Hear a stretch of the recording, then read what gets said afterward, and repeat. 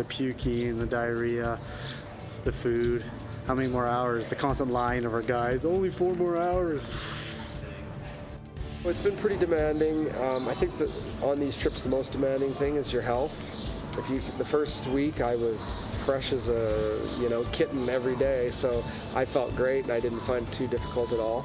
But then compromised sleep and getting worn down, I got a little bit run down, and then that's when it becomes demanding.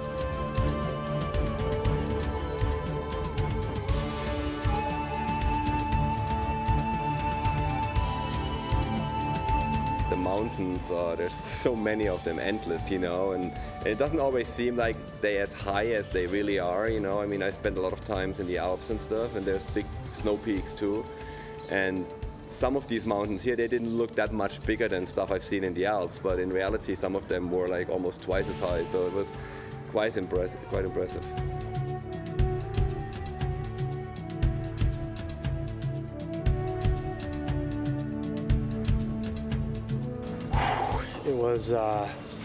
It was tough, man. Like I found it really hard. Like the days were long. It's no cakewalk.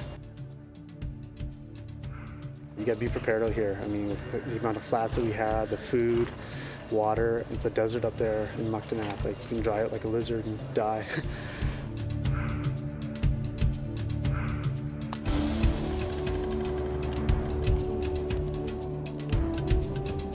When it's over, it's actually sometimes a lot more fulfilling and calming than just going for a ride, because you really feel like you overcame something.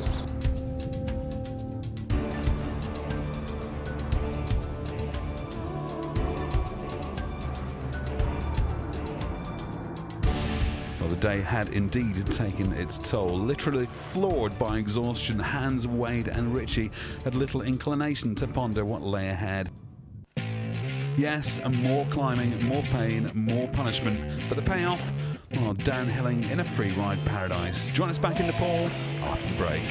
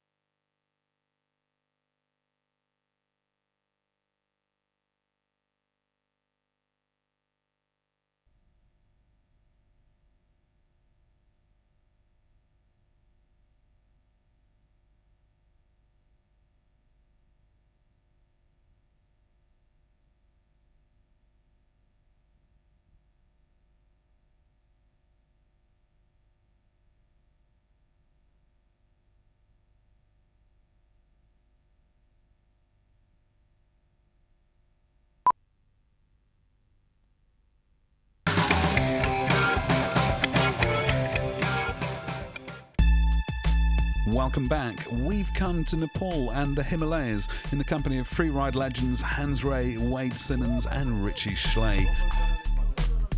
Their mission? To bring bikes to communities that need them through the charity Wheels for Life, and to check out some of the best bike routes in the world. So, having worked hard to get themselves to Mukhtanath at 3,700 metres on the Annapurna circuit, it was time now to get off the beaten trail. We're gonna have a little adventure today. We're gonna go over that path right there, a little bit up into the snow to Lupra, where normally not so many people go through. And we're all pretty excited about doing something a bit different. This is great. We finally got off the track where there's millions of trekkers and, well, not millions, but lots of trekkers. This is what we want. We're kind of exploring a little bit. We know it's a route, but it's undetermined how long it's gonna take us, and we're kind of pushing the guys that are helping us find the way and getting them a little out of their comfort zone, I think. So I think it's pretty cool. Nice little warm-up climb here. We are close to 4,000 meters now, so the air is getting thin.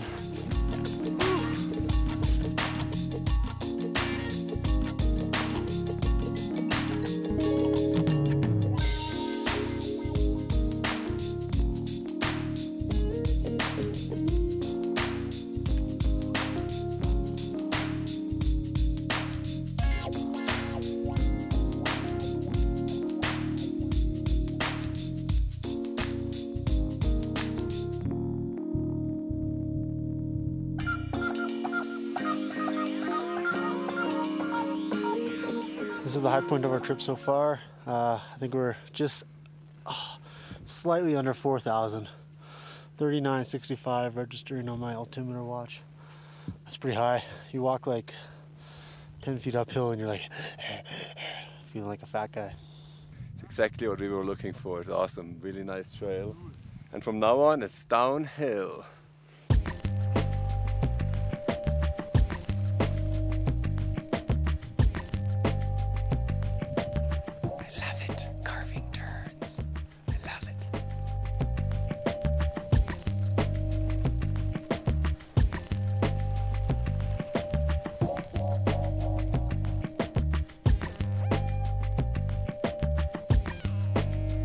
You can't do a trip like this without a couple little spats and snarls and growls, so I would say it was pretty low on the disagreement side. We can either go for A, B, or C. And Hans is, you know, he's kind of a little older than both of us, so he's kind of like the father figure. Oh, okay, boys. But everyone, you know, we get along so well that we can rib each other and joke, and it just ends up being one big laugh fest. If we go for D, we have to climb a 7,000 meter peak. So let's do A, B, C. Well, I'm easy, but I kind of think that if we're going to shoot, we should stay out in the open on this meadowy stuff. The guides have never experienced a group like us. We wanted to get off the main trail and get some nice single track and stuff. And from the map, we could see this different route, this side route that went above Muktanath over this ridge and down into this town called Lupra. And they had never gone this way. So we were asking how much water to bring, how much food, how much time. And of course they didn't know. And they were kind of like skeptical, like no. And you know, kind of us being like a bit of adventurers, we're like, let's go, we're going for it. This new route ended up being the cherry on top. I think they're a little more adventuresome now. They can kind of see what a bike can do, you know, and I think we've inspired them to push their skills a little more, not so much on the long distance riding, which they have down, but more like the technical side of it. You don't have to do as many kilometers, but you can try to ride more of the technical stuff, and it makes for a more well-rounded trip, I think. The type of rider that's going to want to come here and ride are going to be that type of rider who's kind of like, you know, intermediate technical ability, you know, wants to ride the gnarly trails and get off the beaten path.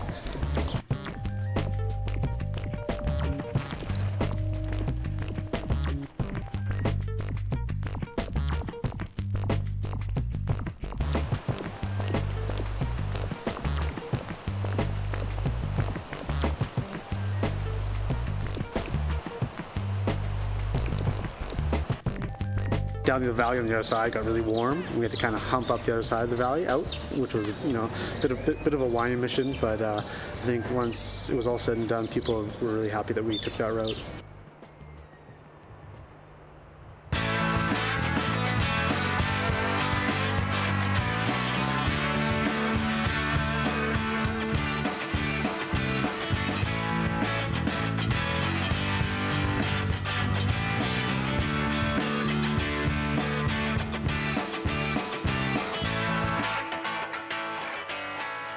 We're all pretty much out of water, but we have to carry on to the next town. That's an hour away to get some water.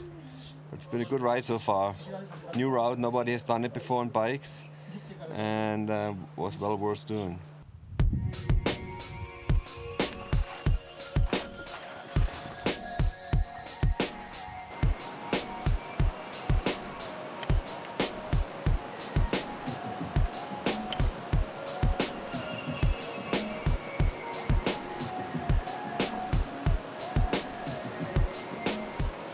11 hours on the bike so far. We're probably gonna close it off at a 12-hour day here.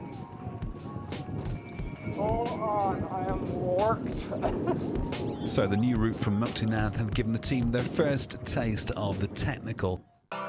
From Martha heading south to Tatopani, that aspect of the route's character would come even more into focus.